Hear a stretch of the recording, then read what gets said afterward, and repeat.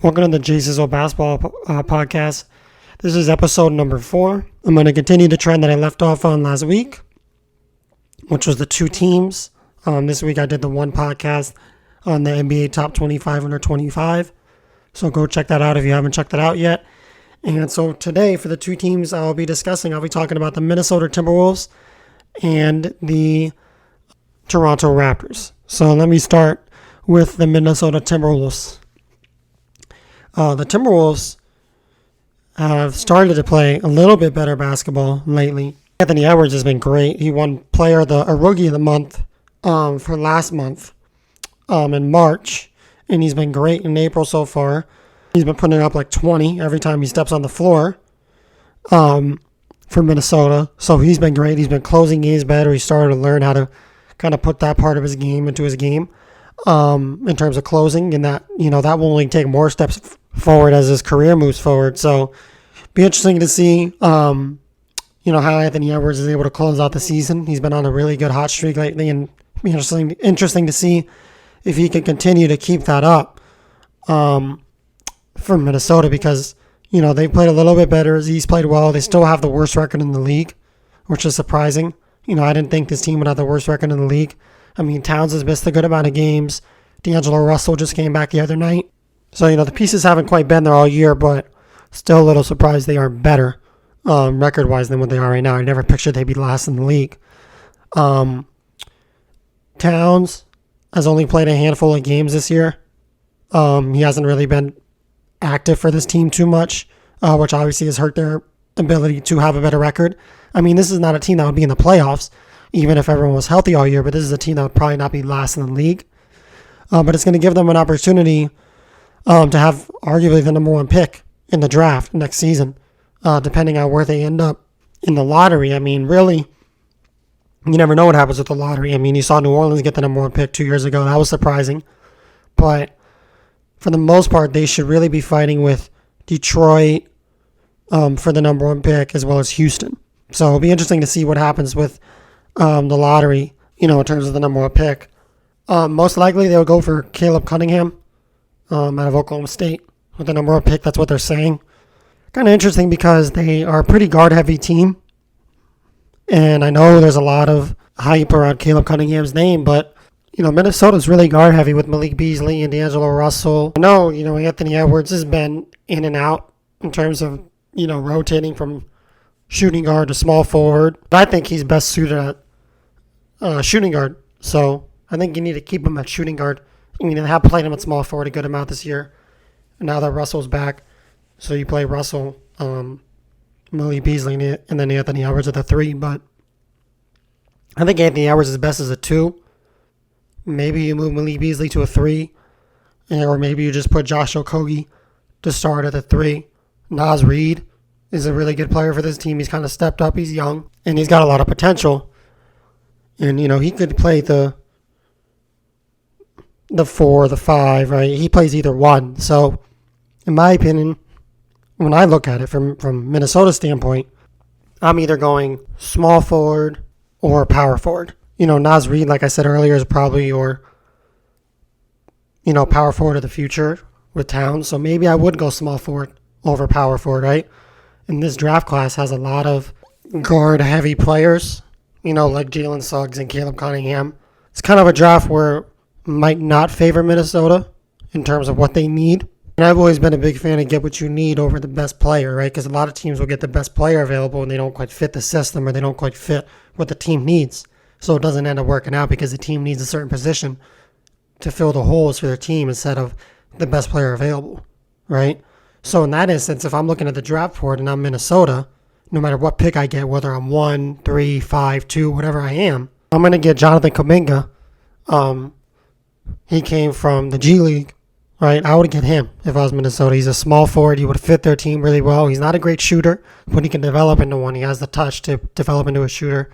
He's got a really quick first step. He's good off the dribble. He cuts well. He rebounds well. He plays good defense. So he can get to the rim at will. I think even in the NBA, he can get to the rim a little bit his rookie year, and then eventually down the line, he'll be a solid player for this team. So Jonathan Kuminga is a player that if I'm Minnesota, I'm looking at him and I'm saying that's a guy I would take, right? Because he would fit the hole, one of the many holes that this team needs. Caleb Cunningham is not really going to do much for you. He's just going to overcrowd that guard spot. And then you have to move Anthony Edwards to small forward. Okay, he's played that a little bit this year and he's been successful, but he's been more successful at the shooting guard at the 2 spot, and that's where he's better suited. So now this means you bring guys like Malik Beasley off the bench, right? Because you would have Kuminga starting at the 3, and then you would have Naz Reid at the 4, Karl Anthony Towns at the 5, D'Angelo Russell at the 1, and Anthony Edwards at the 2, and then you have Malik Beasley coming off the bench as 6th man. You can win 6th man of the year, right? That's a pretty good team. That's a team that can maybe make a run to be an 8 seed, or if they do another play-in game next season, they can make a run to be a possible 9-10 seed and maybe get to that play-in game and have a chance. So definitely if I'm Minnesota, I'm going need over best player available. Because Jonathan Kuminga is still a very good player. He might not be as good as Caleb Cunningham or Jalen Suggs, right? But he's a very good player who would fit more of what this team needs than somebody like Caleb Cunningham or Jalen Suggs. Either of those guys would fit what this team needs right now. That's just my personal opinion. So that's who I'm drafting if I'm Minnesota. I'm drafting Kuminga. That's just my personal opinion. So it'll be interesting to see what Minnesota does with that pick. That's a big pick for them. It will kind of determine the direction that this franchise is able to head for the next couple of years, because they do have some young pieces to build around, like Edwards and Russell and Towns and Naz Reid, right? And you have Malik Beasley too. So and Josh Okogie is a good defender. You have some young pieces to build around. It'll be interesting to see what Minnesota is able to do with this upcoming year's draft pick, because they're going to get a high pick most likely. So they really need to strike with that high pick and not pick somebody that's not going to help them. And really, one thing I look at is a guy who went, this is his second year, he went number 6 2 years ago, Jarrett Culver. He hasn't developed his game at all. He's taken a huge step down in terms of his ability. And it doesn't really look like he has much potential. So that looks like that might have been a wasted pick for Minnesota. Maybe give him one more year next year to see. But, he still has struggled shooting the 3 ball. Still doesn't play great defense. Not really a playmaker. Really kind of came in as just a scorer that could score off the dribble. And he hasn't even shown that so far in the NBA. So that's a guy that I look at and I say, okay, that was a guy you kind of needed for this franchise to be good. And he hasn't really turned out to be that good so far. So that's another interesting piece to see what Minnesota will do with Jarrett Culver. Seeing if maybe he has any trade value, or if teams have already kind of just looked at him and said, okay, he's kind of just a washed prospect and he's not really that good. So maybe Minnesota shops him during the summer and sees what they can get based on, some teams may think of his potential really high still. I have no idea. But definitely a guy that I think Minnesota will look to either shop or keep around for one more year and see what he can do. So keep an eye out to see what they do with Jarrett Culver in the offseason. Another guy that will probably just mainly be looked at as like a bench player, could maybe start in a couple of years, is Jaden McDaniels. He was a rookie this year. He was drafted 28th in this year's draft, and he's been really good defensively for them. He's shown a lot of defensive potential, so maybe he's a guy down the line that if he can improve his offensive game a little bit, he's the guy who they would start ahead of Naz Reid, next to Towns because of his ability to play defense, because this is a team that doesn't really have a lot of defensive potential, but a guy like Jaden McDaniels has a lot of defensive potential and has already shown great defensive ability. So it'll be interesting to see if Minnesota puts him in the starting lineup down the line, or somebody who I think they'll put in the starting lineup, which is Naz Reid, who they already have in the starting lineup, somebody they'll keep in the starting lineup, down the line. So it'll be interesting to see, you have 2 good young power forwards in Naz Reid and Jaden McDaniels. So that's something, we got to keep an eye on to see what Minnesota does with that down the line, because that will be very interesting, because you have 2 good young power forwards, as I mentioned. They have a lot of potential. One is more of an offensive guy, one's more of a defensive guy. So I think it kind of just depends on the scheme that they have going out for them that night, the team they're playing. That's kind of what I think they'll base it off of. But most nights I think they would go with Naz Reid moving forward as well. And then, you got another young guy in Josh Okogie, who is on a team in Minnesota who I just mentioned struggles defensively a lot and doesn't have a lot of defensive potential. Him and Jaden McDaniels are kind of the 2 guys who have defensive potential for this team. Josh Okogie has shown a lot of potential for this team defensively. He's very young. He still has a lot of good years ahead of him. He just needs to work on shooting the 3 ball, right? And be a little bit more consistent of an offensive player. If he can do that, he can be a great player in this league. He's a guy who could probably in the future make all NBA defensive teams. He's a really good defender. He's physical. He's quick. He's strong. A great on-ball defender. So he's another guy that Minnesota wants to keep around this organization for a long time. So really the future of Minnesota is not that bad. A lot of people would look at their record and say, okay, they're not going to be able to do much in the next couple of years, but they have a lot of young pieces. Now it's going to depend on a front office that in the last couple of years has been kind of weak in terms of making moves and not been the smartest front office in terms of draft picks. The last couple of years they drafted a little better. Other than Jared Culver, they've drafted pretty well. So this is a team now that has to say, okay, you have a better head coach now. You have, a potential for the first time in a couple years. So now it really is going to come down to the organization and the moves that they'll be able to make for this team moving forward. And that will determine Minnesota's future and what they're going to be able to do. So really, again, it's going to come down to front office for Minnesota. You still got D'Angelo Russell, who's a guy who I think a lot of people forget about. He's been injured majority of this year, so hasn't really gotten the ability to show what he can do for Minnesota. Hasn't really played a lot of games with Towns on the floor and Anthony Edwards on the floor at the same time. So, this is another guy who's going to come in and contribute to their team at a really high level. He can average 20-plus points with 6-7 assists. He has, an ability to go ISO and score at a high level, an ability to pass at a high level, as I just mentioned, his numbers that he can put up for this team. So he's another guy who, I think a lot of people have kind of forgotten about this season because he's been so injured. But he's another guy who this team still has and who this team wants to keep around and does not want to trade. And he's another guy who will be a big factor in determining what this team's able to do moving forward. So, but at the end of the day, as I mentioned before, I still think for Minnesota, it always comes down to front office because they always have talented players. It's just the front office has never really been there. It always seemed like this is a team that needed, 1-2 more guys, and they were just never able to get them because it's not the best free agency destination. So that means you have to build through the draft. And they haven't built through the draft that well. The last couple of years they've been better. But now they're starting to realize, okay, now you need 1 or 2 more good drafts, and this could be a team that could be really, really good for a long time.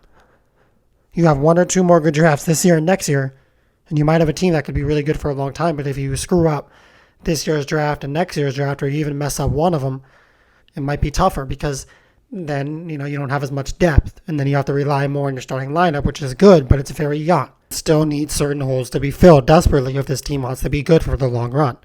Right? You need more help defensively. You need more help on the rebounding area.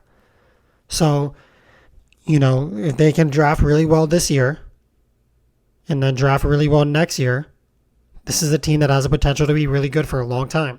They may be up there with the Atlanta and the Memphis and Denver, in terms of teams that have potential.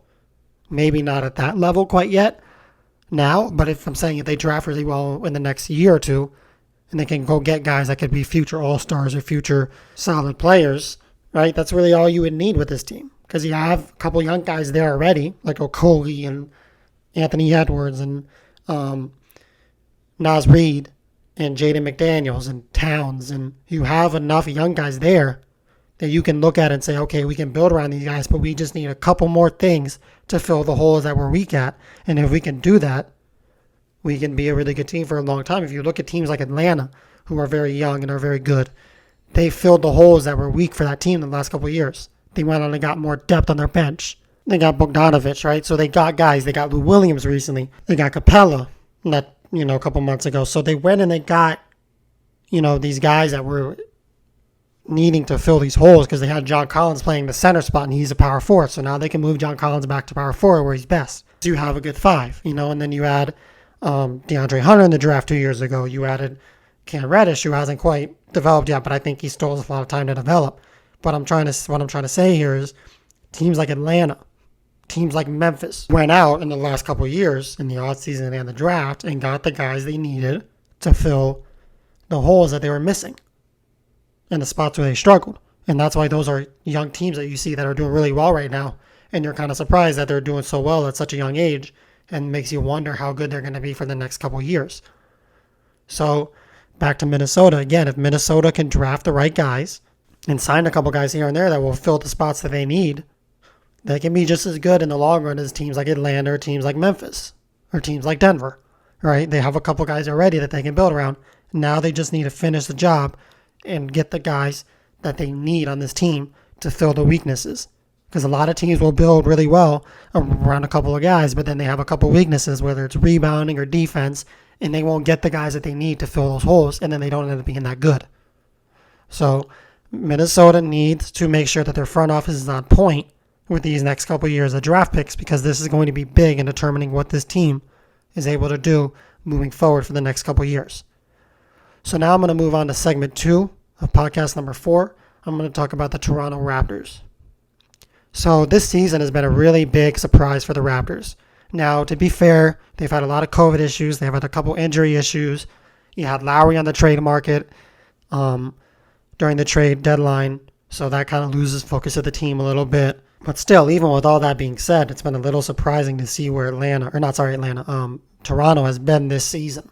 Toronto, where they are in the standings right now, they're number 11 in the standings. They're not even in the play-in game if the season were to end today. And that doesn't mean they won't make it. It's just this is a team that last year took Boston to 7 games in the second round. And a lot of people looked and said, okay, this is a team that has a good potential with Siakam and Van Fleet and Chris Boucher, right? So now you look at this team and you say, okay, maybe they're not as good as we thought in terms of what their potential is. Because they're struggling a little more. They're not winning games that they should be winning. They're 21-32 right now. They're 2 games out of the 10th spot to at least have an opportunity to play in the play-in game. You know, guys like Siakam have taken a step down. Van Fleet's played better this year, but Siakam's taken a major step down. Hasn't been consistent on offense. Hasn't been consistent on defense. Improved playmaker, but just not enough, right? Not enough consistency on the offensive end. Because he's a guy that you look at and you say, okay, now that Lowry's getting a little older, and now that Lowry is kind of exiting his prime, he's a guy, and Siakam, I'm talking about, that needs to take that step forward. Because last year they didn't have to rely on Siakam as much. Even though he was an all-star starter, they didn't have to rely on him quite as much because Lowry was kind of like in his prime still for that one last year. Now Lowry's taken a big step down in his game and his ability. So now it's like, okay, now Siakam, you need to step up more. Van Fleet, you need to step up more. And Van Fleet has stepped up more, but Siakam hasn't. Just hasn't been consistency with Siakam's game. Same with Van Fleet in a way, too. Even though he's been better this year, he's still very inconsistent. He still needs a little more work in terms of playmaking. He still needs a little more work in terms of consistent scoring every night. You can't go for 28 one night and then 13 the next night. So it needs to be a little more consistent across the board for Siakam and Van Fleet. More for Siakam. Van Fleet has had a better year, but he still needs to be a little more consistent. Going back to Kyle Lowry, who I was just talking about for a little bit a minute ago, you know, now you look at Kyle Lowry, he was moved around at the trade deadline a lot from different teams discussing him, but he was never able to be moved, right? So he's a guy that you look at and you say, okay, he's kind of getting towards the end of his career now. He's kind of out of his prime. So this is a guy who I think this team will look to move in the offseason and see maybe if they can get a couple draft picks back for him or some young guy, because they may be able to give him to a team like the Lakers or the Clippers or the Heat, a team that's, you know, like one piece away. And a team like that may give up a young guy if they're one piece away for Kyle Lowry. So maybe Toronto can go get a young guy to fill the absence of Kyle Lowry if they do in fact trade him this offseason. All right, you know, you got Gary Trent Jr. at the trade deadline for Norman Powell, who's been great. Gary Trent Jr. has been great for this team so far.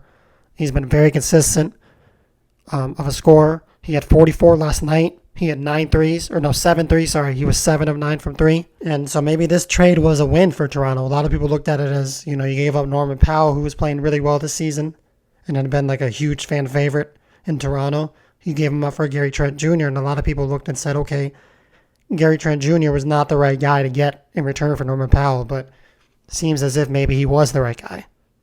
Very similar player to Norman Powell, but I think he has more offensive potential and more efficiency on offense as compared to Norman Powell. So for Toronto, maybe this was a good trade. Maybe it can help propel their future even more. But this is a team that, again, still needs more consistency from their young players. You know, if this is a team that's going to be really good down the line, they're going to need more consistency from these young guys like Siakam and Van Fleet and Boucher, right? This is a team that struggles rebounding. I believe they're last in the league rebounding. So they could use another big man.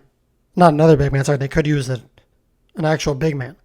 Because, you know, they lost Ibaka. That was kind of a big loss when you look at it, because Ibaka rebounded really well for them, and he was able to score down low for them. Well, they don't have a lot of guys like that right now. Boucher can score down low, but he's really kind of in the mid-range area the most, in my opinion. But you don't really have a certified rebounder on that team that can just rebound and be physical. So you have a couple guys in free agency upcoming that are good centers, like Nerlens Noel. That might be a solid pickup for Toronto. And maybe you bring Boucher off the bench because he could just kind of help you fill that rebounding void and that physical void that you don't really have down low right now. Even if you bring Noel off the bench, it would help. Just getting a guy who could rebound and be physical for this team would really help. They don't get any second chance opportunities. They give up a lot of offensive rebounds. Down low, they're not great defensively.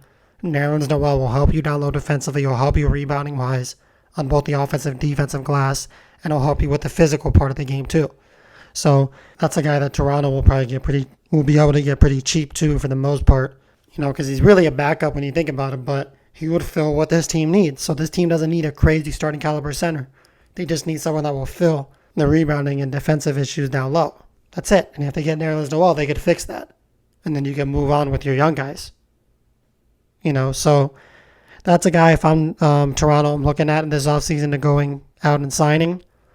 I already talked about Kyle Lowry, and the possibility of him getting traded this offseason. He's a guy I think they'll move to see what they can get back because, at this point now, it's just like he's out of his prime. So you might as well move him. You're paying him a lot. You don't want him to just retire and you don't get anything back, even though they love him in Toronto and he's one of the better Raptors to ever play. You just don't want him to retire and get nothing back. You want to at least be able to get something back for Kyle Lowry. So the goal should be for Toronto, in my opinion, to trade Kyle Lowry and go get a guy like Nerlens Noel to help fill something that this team needs. So those should be the two goals for the offseason, in my opinion. I'll be interested to see if Toronto is able to make a run. They're only 2 games back from Chicago for that last playoff spot. For that last play-in spot to give them an opportunity to do the play-in tournament for the final 2 spots. So they're 2 games back now. I was looking at both Chicago and Toronto's schedule. It seems like Chicago will hold on, in my opinion, but I could be wrong. Seems like Chicago has a better schedule ahead of them in terms of being able to win more games. But you never know. I mean, Toronto could go on a little hot streak. They've gone on some streaks this year where they've looked really good, and then they've gone on streaks where they looked really bad. So if they can go on streaks where they look really good for a little while to close out the rest of the season, maybe they can sneak into the 10th spot and, maybe get to the 7 or 8 spot after the play-in tournament. You never know what happens. But in my opinion, Toronto would end up at 11 in the East, which means they won't make the playoffs. They won't even get an opportunity to play in the playing game. So it'll be interesting to see what happens for the rest of the regular season in terms of Toronto trying to get to at least the 10th spot to have an opportunity for the playing game. So we'll keep an eye out on that one for sure. One more guy I want to talk about here before I wrap it up is OG Anunoby. He's been great this season for this team. He's taken a step forward in his offensive game. He's been more efficient. He's shooting 39% from 3 while making 79 this year. He's one of the better defensive players in the league. And Toronto has him extended until 2025. They have Siakam locked up for a while, Van Fleet, Anunoby locked up for a while. So they have their 3 young pieces locked up for a while. So this is a team now that really needs to win with the guys they have now, because if you can't win with young guys who you have locked up for a long time, it's going to be hard to move them. So that's why, again, it's important for Siakam and Van Fleet and Boucher to show consistency, and Anunoby too, who's been more consistent, I think, than all of them offensively, even though he's not the type of scorer that any of them are. He's been at least his 13 or 14 every night. But these are guys, like I said, they have to show consistency, because when you have young guys on your team that have a lot of potential and you have them locked in for a long time, that's not a bad thing. It just means that they need to progress every year. And if they don't progress, then their trade value decreases. And then all of a sudden you have a bunch of young guys locked into contracts and you can't move them, and your team will be stuck for a long time. That could end up being the case with Toronto. I don't think it will be, but it could end up being the case with Toronto if guys like Van Fleet and Siakam and Boucher don't take steps forward in their game. I mean, Boucher has taken a step forward in his game, but it's really, as I mentioned earlier, it's really Siakam and Van Fleet who need to take steps forward, right? Siakam's the main one. Siakam needs to take a much bigger step forward next year. He took a huge step down this year.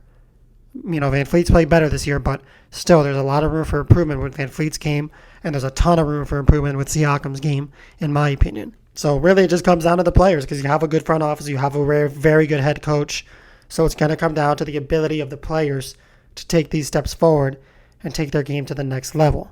So that's going to wrap it up for the Toronto Raptors segment of the podcast. So that means that's going to wrap it up for episode number 4 of the podcast. And again, if you guys have any questions or any concerns, just go to the Instagram. It's Sizzle Podcast. You can DM me. You can message me. My number's on there. So a lot of different ways to communicate. And I hope you guys enjoyed today's podcast. And make sure you go tune in and watch the Timberwolves to the Raptors when you get an opportunity. And have a good one.